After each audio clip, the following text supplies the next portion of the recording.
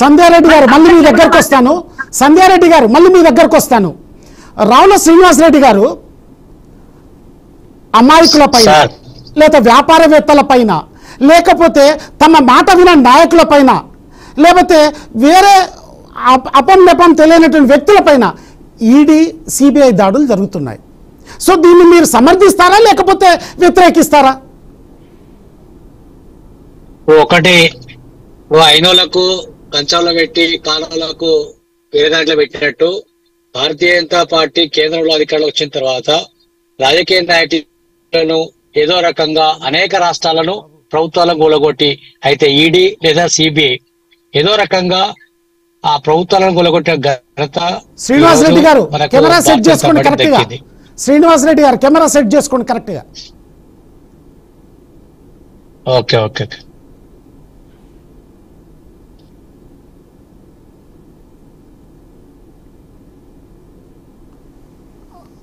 పాపారావు గారు అసలు జేపీసీ పార్లమెంట్లో జాయింట్ పార్లమెంటరీ కమిటీని ఎందుకు ఏర్పాటు చేయట్లేదు బీజేపీ ప్రభుత్వం? ప్రతిపక్షాలు అంతగానం గగ్గోలు పెట్టినప్పటికీ ఎందుకని అసలు? అంటే ఓవరాల్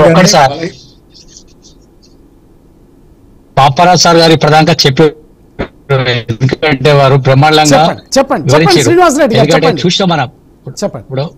ఇప్పుడు రాజీవ్ గాంధీ విగ్రహం పదే పైకి తీసుకొస్తుండు రేవంత్ రెడ్డి గారి మొత్తం కూడా ప్రజల యొక్క దృష్టిని మళ్లించడం కోసం తన యొక్క పరిపాలన ఏ విధంగా కొనసాగించాలో తెలియకపోవడం కారణంగా ప్రజల యొక్క రాజీవ్ గాంధీ విగ్రహం గురించి తెలంగాణ తల్లి గురించి తర్వాత చర్చిద్దాం. ఫస్ట్ నేను అడిగిన ప్రశ్నకు సమాధానం చెప్పండి. గాడికే వస్తుంది సార్, మీరు ఇప్పటిదాన్ని గడే చూపించారు. రేవంత్ రెడ్డి గారు ఏం మాట్లాడారో ఈపు చింతపండు చేస్తానా చూపించరా లేదా? మీరు కానీ ప్రశ్న మీకు మీదాంట్లో చూపించారు. మీకు నేను ఇచ్చిన ప్రశ్న వేరు. ఆడికే వస్తున్నా సార్, ఆడికే వస్తున్నా.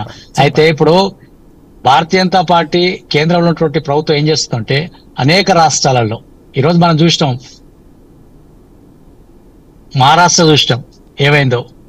అక్కడ అనేక ఆంక్షలు పెట్టి తర్వాత సిబిఐ దాడులు చేసి ఈడీ దాడులు చేసి తెలంగాణలో కూడా ఆ విధంగానే అయితేనే ఒక రకంగా మనం సీఎం రమేష్ గారిని చూసినాం. ఆయన మీద అంతకుముందు ఏం చేశారు, అనేక అదన్నారు ఇదన్నారు. ఆయన బీజేపీలో పోగానే వాషింగ్ పౌడర్ నిర్భయ అయిపోయాడు, మొత్తం కూడా సచ్చిలుడు అయిపోయాడు. అంటే భారతీయ జనతా పార్టీలకు వస్తేనేమో ఒక రకంగా, పార్టీకి రాకపోతే ఒక రకంగా, ఈ రకంగా అనేక దాడులు చేయించి మొన్నటిదాకా మనం మా ఆంధ్రప్రదేశ్ చంద్రబాబు నాయుడు మీద కూడా ఆ విధంగానే కేసులు పెట్టినారు. ఆయన బీజేపీతో అంటగానే ఆయన అన్ని పోయినాయి. అంటే ఈ రకంగా ఏం చేస్తారంటే భారతీయ జనతా పార్టీ ఒక దేశంలో ఒక పార్టీ ఉండాలి, ఏ పార్టీ ఉండదు అన్న కోణంలోనే ఈ యొక్క భారతీయ జనతా పార్టీ పనిచేస్తా ఉంది.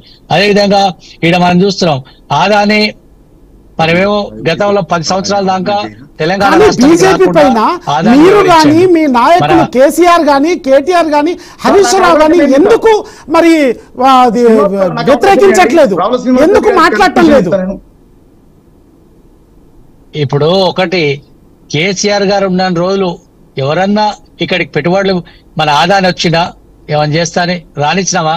ఈరోజు కేసీఆర్ గారు దిగిపోగానే ఆదాని గారికి రెడ్ కార్పెట్ పరిచి ఈరోజు పాత బస్తీలో ఎలక్ట్రిసిటీ ఇవ్వడం జరిగింది, అదేవిధంగా బొగ్గు గనులు ఇవ్వడం జరిగింది. అంటే ఇక్కడ మన రాష్ట్రంలో పెట్టుబడులు అంటున్నది మేడం సంధ్య గారు, ఎవరైనా రావచ్చు, ఎవరైనా ఏమైనా చేసుకోవచ్చు అని.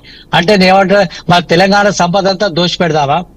గతంలో ఏం జరిగి ఉండే, గతంలో ఎట్లుండే, ఇప్పుడు మొత్తం కూడా ఏమైతుంది ఈ యొక్క రాష్ట్రంలో మొత్తం కూడా. అంటే బీజేపీ పైన మీరు విమర్శ చేస్తే శ్రీనివాసరెడ్డి గారు, బీజేపీ పైన మీరు విమర్శ చేస్తే కవితమ్మకు బెయిల్ రాదన్నా? ఎందుకు కేటీఆర్ మాట్లాడట్లేదు, కేసీఆర్ మాట్లాడట్లేదు బీజేపీ పైన? మేము చెప్తూనే ఉన్నాం కానీ 10 సంవత్సరాలు రాష్ట్రంలో బీఆర్ఎస్ అధికారులు ఉంది. చంద్రశేఖరరావు గారు ముఖ్యమంత్రిగా ఉన్నప్పుడు ఆదాన్ని తీసుకొచ్చిన ఎక్కడికి పెట్టుబడి తీసుకొచ్చిరా?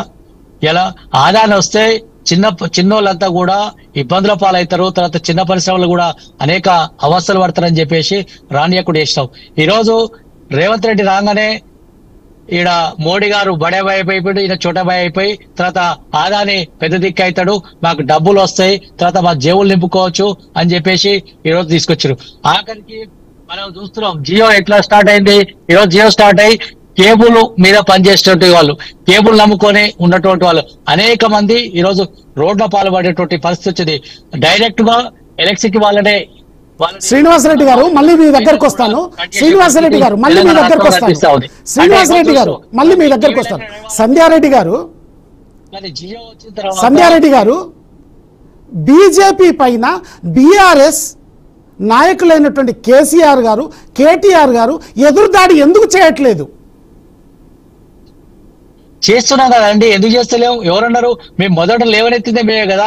ఆదాన్ని తీసుకొచ్చి ఈ రాష్ట్రం దివాళిస్తుంది. ఒక్కసారైనా అడగండి, ఈ కాంగ్రెస్ పార్టీ వాళ్ళని అంటగాగుతుంది, తర్వాత మంచిగా ఉంటుంది. మరి పార్లమెంట్ లో గ్రూప్ శ్రీనివాసరెడ్డి గారు పార్లమెంట్ లో బీఆర్ఎస్ నాయకులు ఎందుకు వ్యతిరేకించలేదు? తెలంగాణ రాష్ట్రంలో జేపీసీ వేయాలని ఎందుకు వ్యతిరేకించలేదు పార్లమెంట్ లో బీఆర్ఎస్ నాయకులు? అనేక కంపెనీలు ఎంతోపోయే పరిస్థితి కనిపిస్తా ఉంది. కాబట్టి నేను సార్ రేవంత్ రెడ్డి ముఖ్యమంత్రి అయిన తర్వాత ఈ రాష్ట్రంలో కంపెనీలు పెట్టుబడులు తీసుకురావాలి, కానీ పెట్టుబడులన్నీ కూడా వెనుక పెట్టే పరిస్థితి కనిపిస్తా ఉంది. తర్వాత ఈ రాష్ట్రం పురోగతి వైపు పోవాలి, కానీ అధోగతి వైపు వెనుకకు తిరోగమనం పోయే పరిస్థితి కనిపిస్తా ఉంది. శ్రీనివాసరెడ్డి గారు మళ్ళీ